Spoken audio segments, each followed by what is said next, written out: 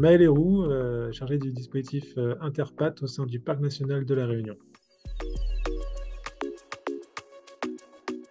Alors, le dispositif Interpat, c'est une initiative qui est portée depuis septembre 2021 par le Parc national de la Réunion, en collaboration avec le CIRAD et la DAF de La Réunion.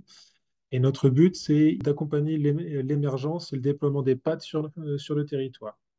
Donc, il s'agit, pour résumer, d'aider en premier lieu les collectivités à mieux comprendre l'outil PAT et à s'en saisir pour approfondir leurs actions en faveur d'une alimentation durable.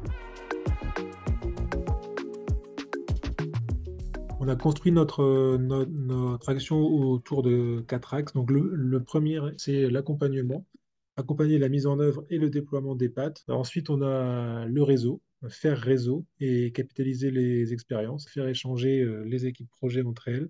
Et troisième niveau, c'est accompagner la montée en compétences des équipes. Et enfin, le quatrième, celui qu'on a un peu moins exploré, c'est de renforcer des liens avec les autres territoires. L'intérêt du parc national pour les PAT remonte à 2019 avec la création du PAT de Mafat, qui est le premier PAT des Drom et le seul PAT à ce jour porté par un parc national. Donc, à travers ce PAT, le parc a souhaité développer une approche transversale des questions agricoles et alimentaires. En parallèle, post-Covid, on a eu de plus en plus de collectivités qui s'intéressaient à la question alimentaire et du coup en sont venues à s'intéresser à l'outil PAT et du coup à solliciter les acteurs impliqués à cette époque-là, qui étaient la DAF, le CIRAD et le parc national, pour être informés et être soutenus. Il a été proposé de créer le dispositif Interpat au moment où arrive le plan de relance qui finance cette première partie du dispositif. Il y a des choses qui ont bien marché, d'autres un petit peu moins. Ce qui ressort le plus en premier lieu, c'est vraiment l'importance de l'accompagnement qu'on a réussi à mettre en œuvre.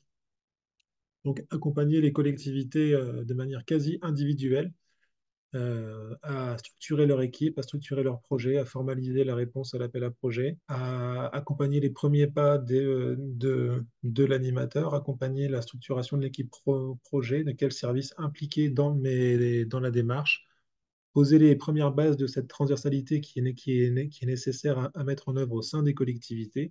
Après, il faut mettre ça en perspective où j'ai eu très peu de pattes à accompagner au début, donc j'avais beaucoup de temps. J'ai commencé, on était 3 PAT, on est 10 aujourd'hui. C'est un accompagnement à la carte qui ne pourra pas continuer à la même intensité pour tous. L'autre point important, c'est la force du réseau pour le partage d'informations, les retours d'expérience, l'écoute et le soutien, l'ouverture à d'autres acteurs, d'autres thématiques, la proximité avec les partenaires institutionnels qui est aussi importante.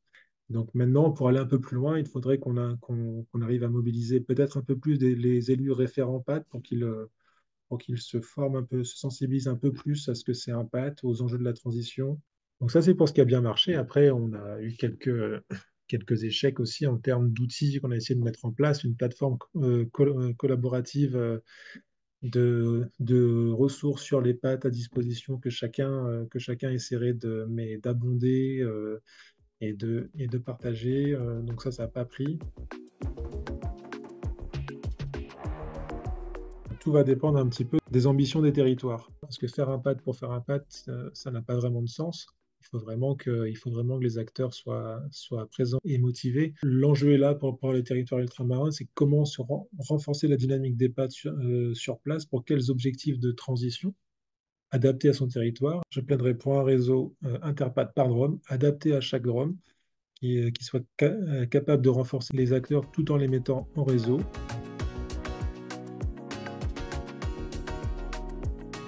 Et je pense vraiment que si j'avais à choisir entre accompagner et animer un réseau, j'accompagnerais d'abord. Vraiment. Parce qu'on voit beaucoup de réseaux d'initiatives de création de réseaux, de mise en réseau, sans qu'on ait vraiment les acteurs en face qui sont prêts ou identifiés ou disponibles pour participer à un réseau.